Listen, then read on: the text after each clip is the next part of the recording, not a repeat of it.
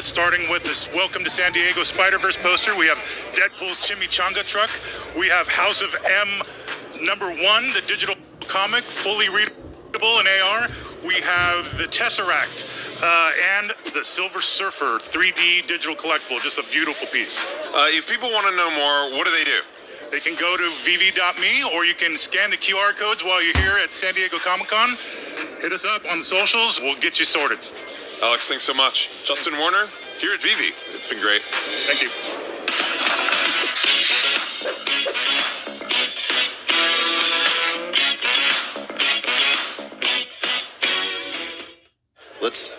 Let's get into it. How are y'all doing? First of all, how's your Comic-Con?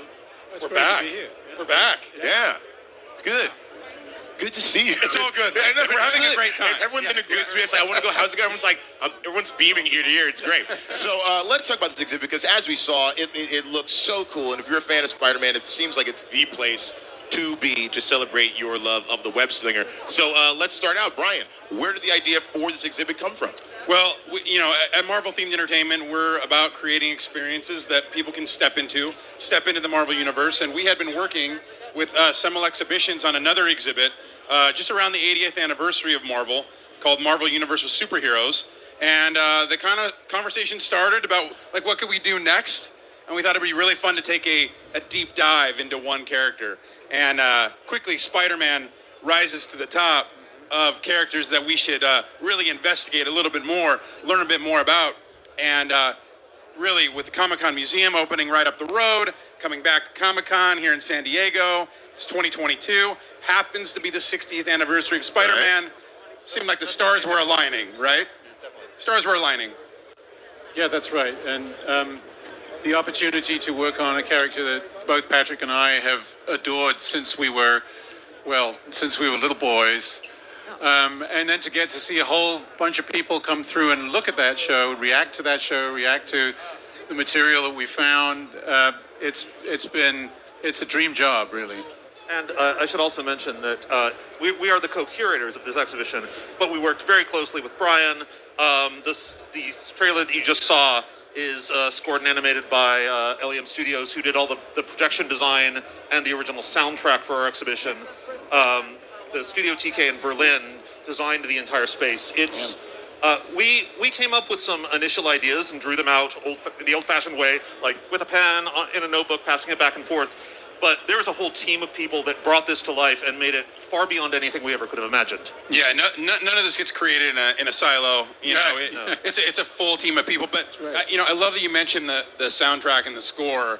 I don't think enough gets said about this, because there is an original score for the exhibit that is not from any film or animated series, yet at the same time, it feels so quintessentially Spider-Man when you're there. It's really great. I love it. Yeah, it's got a real rise and fall. It's like these dramatic moments, and you'll be standing in front of, I don't know, maybe the splash page to the very first issue of Spider-Man drawn by John Romita Sr., the issue in which the Green Goblin's identity was first revealed, and the music will be rising around you. You'll feel your heart swell in your chest.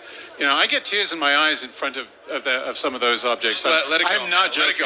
Let it go. Tears flow. Yeah. So you talk about the passion. You talk about the love that people have for the character of Spider-Man. For you all, as fans, what is it about? I mean, it's tough to put into words. What is it about the character of Spider-Man that people want to celebrate, that you've seen, that people are like, their hearts overflow, as you said? Well, we have a tag team answer for this that we've developed at this point. I guess so, but it boils down to two words, I think, if you were really going to boil it down, and that's relatability and design.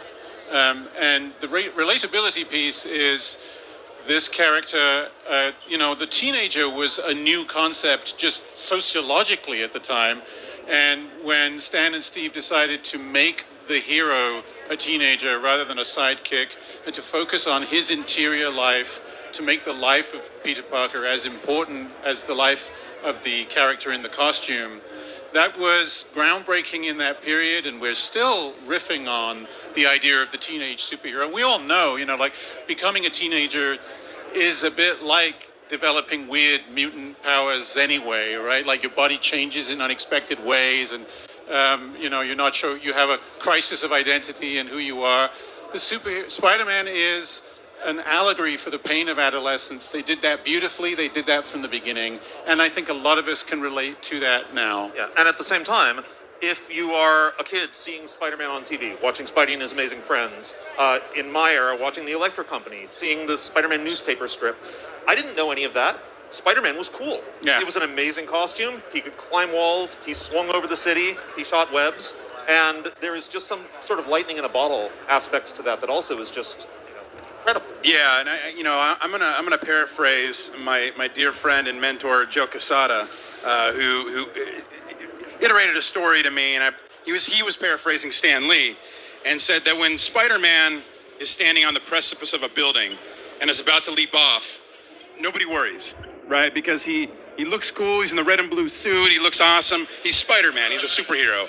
But as soon as we know who's inside the suit, as soon as we get to know Peter Parker, now we're in the suit with him, right? Now we're leaping off that building with him because he's trying to get the girl. He's trying to hold down the job. He's got a bully that he's got to deal with. And so we are in that suit with Spider-Man. So I think, relatability, design looks cool, but any one of us could be the guy or girl in that suit. And I think that's what makes him enduring.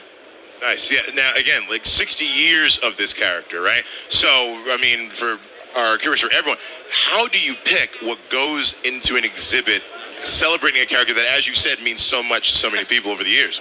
You start with everything, and then you make a lot of really difficult choices of what to leave out. Yeah, that was the hardest problem, realizing actually how many characters we had talked about and moments we talked about that in the end we weren't going to be able to use. But we tried to make sure that if your point of contact was the Electric Company in the 1970s, or if it was a video game, or if it was an actual comic book, or if it was a movie, that there would be some moment where your gateway, your way in, is represented in the show. And at the same time, you get to see all of the beats, the key elements from that 60 years across media. Yeah, absolutely. And then I would just fight with them.